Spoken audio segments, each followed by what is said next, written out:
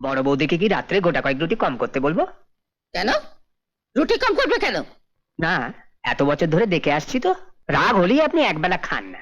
ছোটবেলা থেকে নিজের ছেলে মেয়েদের ভালো মন্দ খেতে দিয়ে তপনকে দুখানা রুটি আর একটু তরকারি দিয়ে ঘরের বাইরে বার করে দিয়েছ। কে অন্যায় করেছে, তুমি না ও?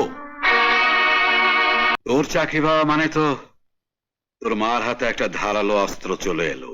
ও তো এখন কথায় কথায় তো দাদা বৌদির উপরে কোপ বসাবে। মা! আরে আরে কি রে, কি হয়েছে কি? আমার চা পড়ে যাব বাবা, কি হলো কি? মা মা মা মা আমার চাকরি ইন্টারভিউ লেটার এসেছে। সত্যি? হ্যাঁ, আমি জানতাম ইন্টারভিউ লেটার আসবে। তুমি কি করে জানতে? না, জানতাম মানে সেদিন ঠাকুরপো অতগুলো দরখাস্ত করলো, একটা না একটা কোম্পানি থেকে তো ইন্টারভিউ লেটার আসবেই। দেখি চিঠিটা।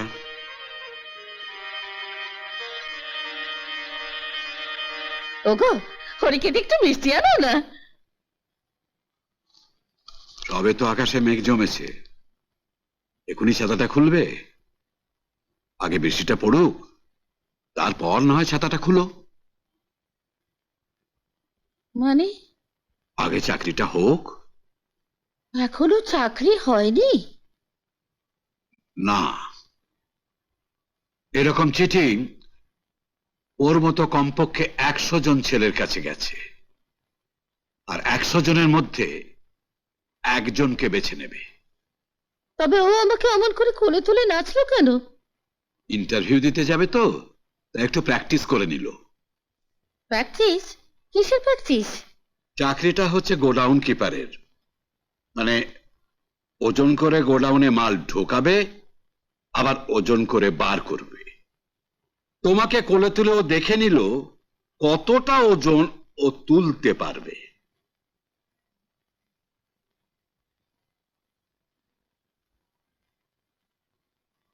আচ্ছা বৌদি, দাদার সঙ্গে তো অনেকের চেনাশোনা আছে, দাদা কিছু করতে পারে না? আমি কি করব? আমরা যেদিন প্রথম এ বাড়িতে এসেছিলাম, সেই রাত্রে যে ভদ্রলোক তোকে দেবার জন্য অনেকগুলো কাপলেট নিয়ে এসেছিলেন, ঠিক তারই কারখানাতে স্বপনের ইন্টারভিউ চিঠি এসেছে। দেখি চিঠিটা।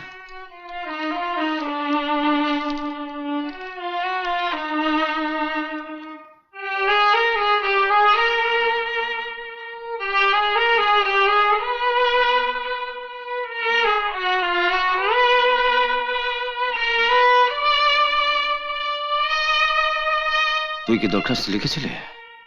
তুই আমার ভাই। আমি তো জানতামই না যে এটা তোমার চেনা ভদ্রলোকের কারখানা। চিঠিটা দেখে বৌদি বলল। পরশু ইন্টারভিউ, তুই যদি অফিসে গিয়ে ভদ্রলোককে একটা ফোন করে দিস। না মা, আমার পক্ষে ফোন করা সম্ভব না। নে ধর। রোববার সকালে ছন্দা পাড়ার রকবাজ মস্তানদের নিয়ে এসেছিল, তুমি ওদের জন্য ব্যাংক ম্যানেজারকে চিঠি পর্যন্ত লিখে দিতে পারলে। তুই যদি আমার ভাই না হতিস, তাহলে তোর জন্য ফোন করে দিতাম। তাহলে বলো, তোমার ভাই হওয়াটা আমার অপরাধ হয়েছে? শোনো ঠাকুরপো, ওরা তো গ্র্যাজুয়েট গোডাউন কিপার চেয়েছিল, তুমি হায়ার সেকেন্ডারি পাশ করোনি জেনেও যখন তোমাকে ইন্টারভিউতে ডেকেছে, আমার মনে হয় তোমার দাদা ফোন না করলেও তোমার চাকরিটা হয়ে যাবে। তার মানে তোমার কথা ফোন করবে না? বললাম তো না। এই জন্যই লোকে বলে নিজের ভাই আর সৎ ভাই।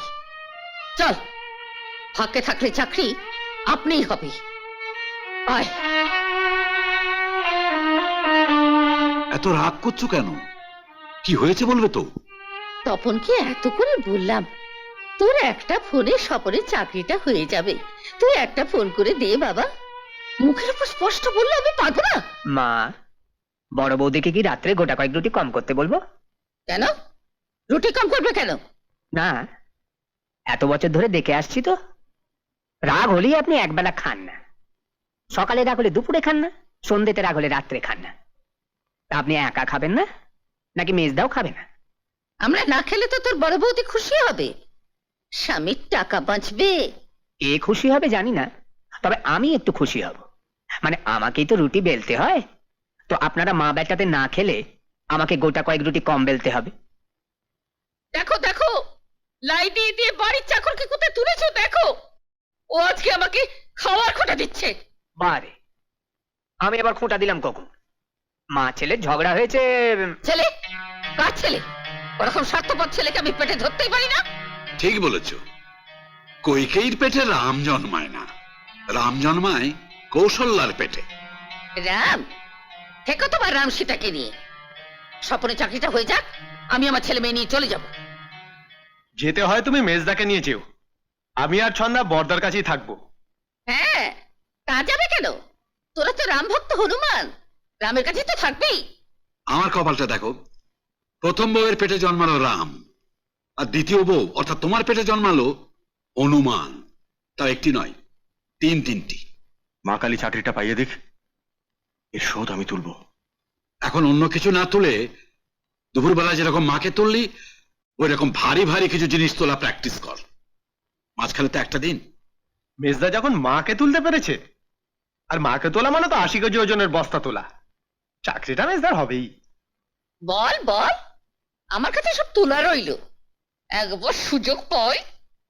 আমি দরখাস্তে তোমার নাম ঠিকানা থেকেই বুঝেছিলাম যে তুমি তপন চ্যাটার্জির ভাই। তাই এই চাকরিটা পাওয়ার মতো যোগ্যতা তোমার না থাকলেও তোমাকে আমি ইন্টারভিউতে ডেকেছি। দয়া করে চাকরিটা যদি আমাকে দেন। যার সাহায্যে আমার আজকের এই সবকিছু, তুমি সেই তপনবাবুর ভাই। তাই তোমাকে সামান্য গোডাউন কিপারে চাকরি দিয়ে আমি তপনবাবুকে ছোট করতে পারি না। এই কাজ করতে আমার কোনো আপত্তি নেই স্যার। তোমার না থাকলেও আমার আছে।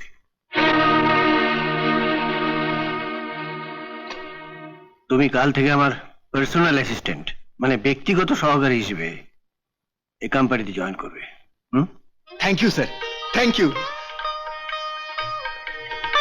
আরে থাক থাক থাক, ঠিক আছে, বসো।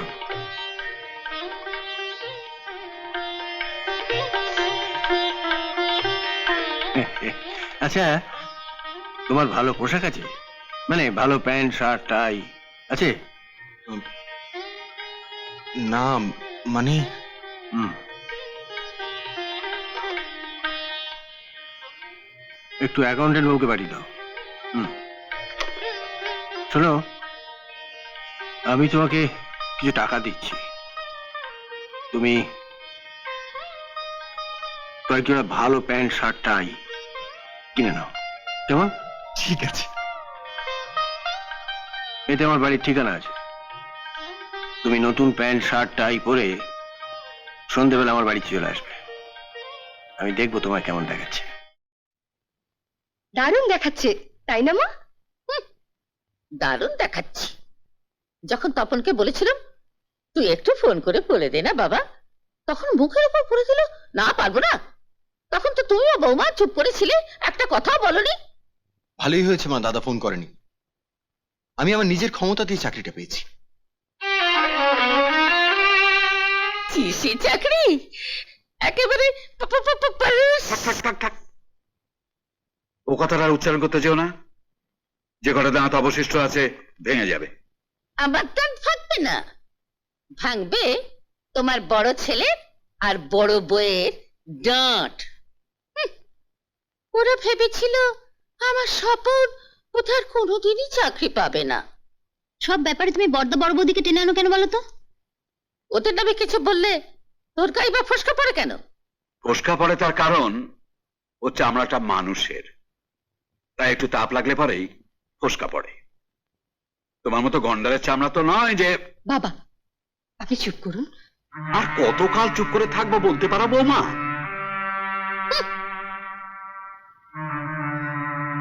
তপনের মা মারা যাওয়ার পর যেদিন তোমার শাশুড়িকে বিয়ে করে আমি ঘরে এনেছিলাম, সেদিন থেকেই ও তপনকে সহ্য করতে পারে না। আমি শুধু অশান্তির ভয়ে চুপ করেছিলাম। আচ্ছা, ও না হয় তপনের মা নয়, কিন্তু আমি তো তার বাবা। আমাকে কি জীবনের শেষ দিন পর্যন্ত আমার বড় ছেলের নিন্দে শুনে যেতে হবে? ছেলে অন্যায় করলে শুনতে হবে। কি অন্যায় করেছো?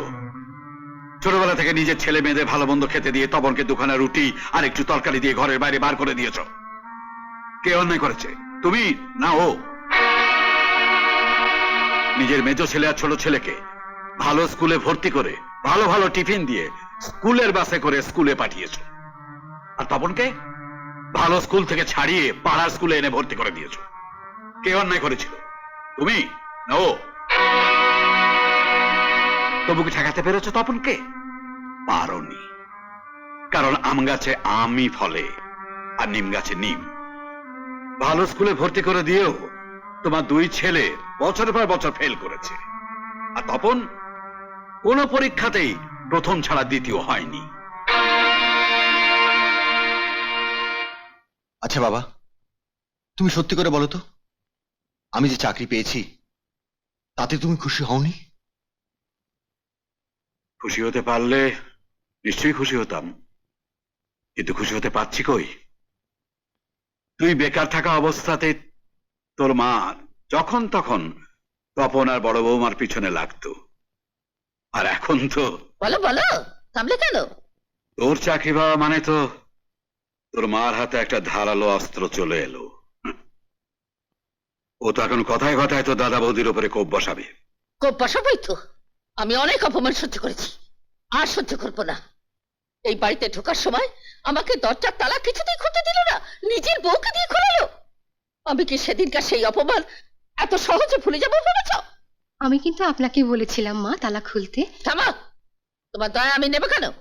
মা তালা খুলতে পারেনি বলে মুখ খুলেছে। তুমি মায়ের সঙ্গে পারবে না বড় বৌদি, চলো। তোরা বাপ বেটিতে মিলে যতই বড়দা আর বড় বৌদিকে আড়াল করিস, স্বপন এখন চাকরি পেয়েছে। ওর বিয়ে দিয়ে এমন একটা বউ নিয়ে আসবো।